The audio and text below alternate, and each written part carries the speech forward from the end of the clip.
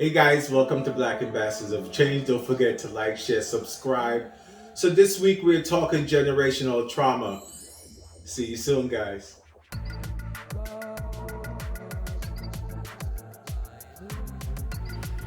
Hey guys, welcome back to Black Ambassadors of Change. Don't forget to like, share, subscribe. Please subscribe, share the video with your friends, tell your family. We have a great inspirational show today for you, dealing with generational trauma. We're talking about if you do not transform your trauma, it will be transferred to your next generation or even continue on in your life. So, we're giving you the tools today to deal with that trauma and hopefully be able to move on with a clean slate. TED Talk had this great video on generational trauma, and I just felt so inspired by it. I wanted you to also to see this video so you can also benefit from it. So please take a look, and I hope you enjoyed the video. Again, please don't forget to like, share, and subscribe. Thank you, Black Ambassador of Change.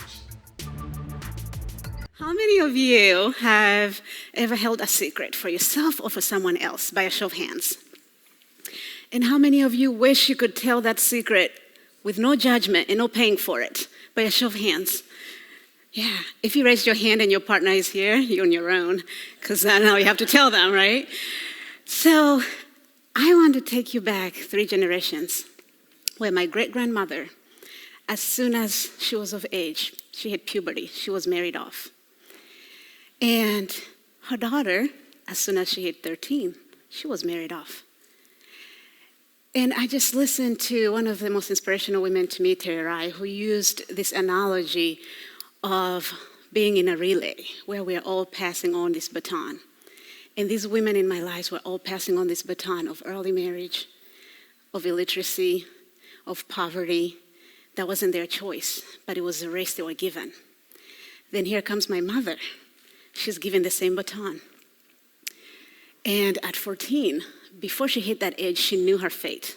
So she decided to run off before this time came.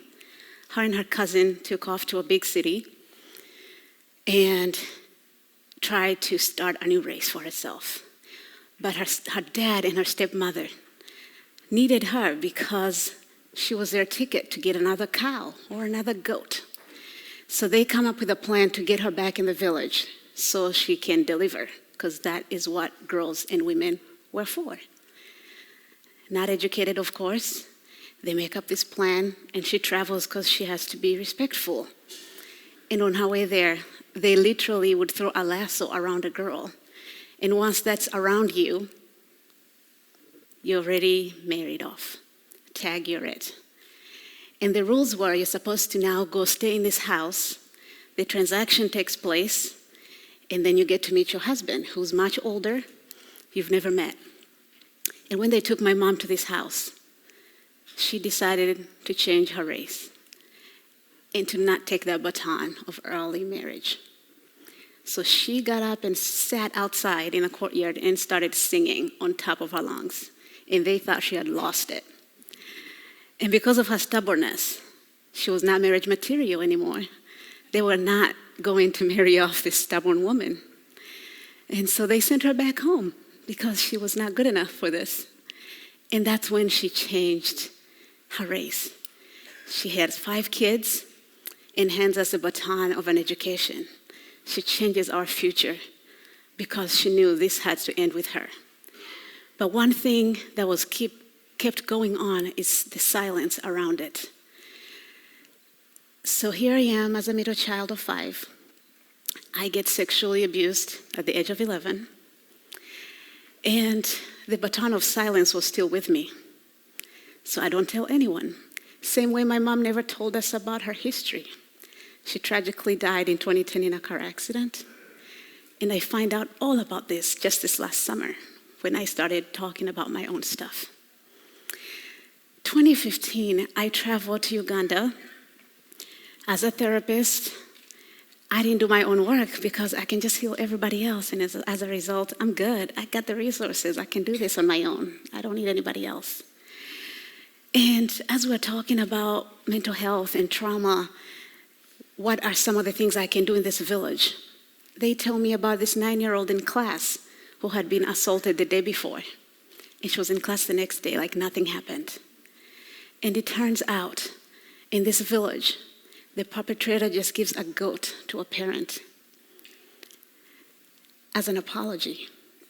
And to me, that was a message of telling these girls, you are worth a goat. And that was not okay.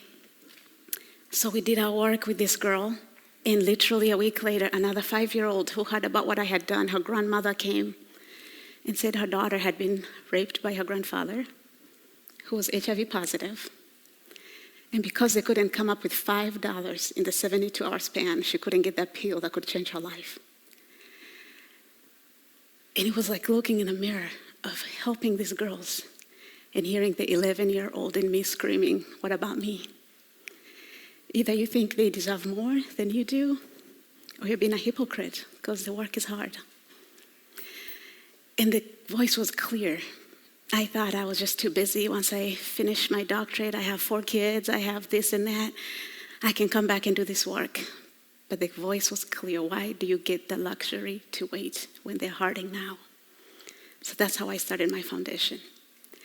And I realized we all carry batons that we didn't ask for, but we have not stopped to wonder, what are we carrying? Generations before maybe have passed on batons of hate for those who don't look like you. Political affiliation that you never questioned. How does this affect my community? There's a lot of silence around important issues that we take for granted. Did we ever consider why they tell us not to talk about our salaries at work? Because that keeps women underpaid and men paid. You could be the first man to say, this is what I'm getting paid. What are you getting paid? Let's do something about that. They've told us to be quiet about religion and politics. Why is that?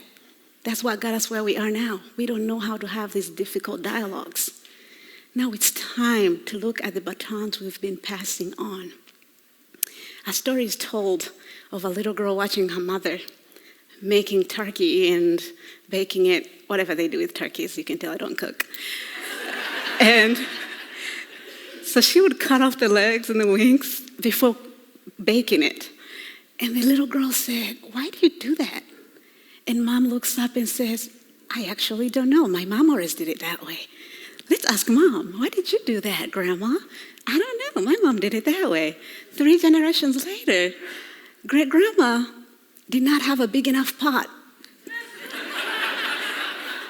And so all these other generations were throwing away really good meat. Because of traditions, we didn't stop to question, why do we do what we do? It served a purpose then, it doesn't now. How often do we stop and question the things we think and believe, especially when they oppress other people? It is up to us to create a next generation that will have to Google what racism is, that will not understand what sexism you're talking about was. LGBT community that will not know what a closet is, because everybody is welcome, open, and we can have the difficult dialogue with respect and love for the other. What is the baton you're holding and about to pass on without looking, analyzing, so we can realize a better future? And so this analogy that I love the most is from a Japanese culture of pottery, where when it breaks, they fix it with gold. All the cracks are fixed with gold. And to me is an analogy of the wound is where the light comes in, and all the cracks in our lives have been a part of our history. We hold the power to patch them up with gold for one another and for ourselves. How are you going to open space for the next person so that we do not have to pass a baton of suffering, of trauma? As she said, trauma not transformed is trauma transferred. It might not have started with us, but it can end with us. And we have to start with ourselves. what are you going to do and pass on for the next generation? Because for me, I want my daughters to not have to do this work. Even as I speak up here and talk about my own stuff, I can feel my ancestry, my whole country just gasping. How would you say that in public? Now everybody knows your stuff. But I know my girl Brene Brown would be proud. So it is up to all of us to create a future of healing, to be the gold that patches the society in the next generation. Thank you.